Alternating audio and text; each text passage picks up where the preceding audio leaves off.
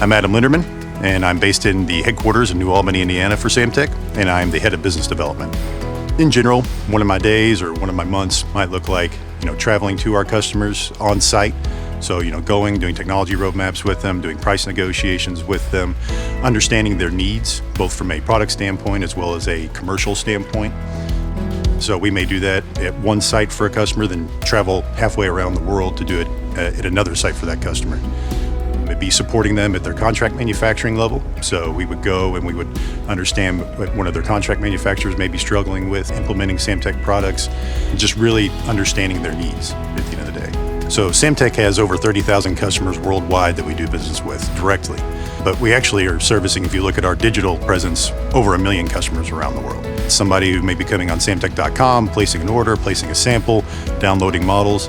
Samtec has global offices in 36 different countries around the world. That's manufacturing, sales, customer service. But then we have those sales offices and support facilities to actually sell to different countries around the world.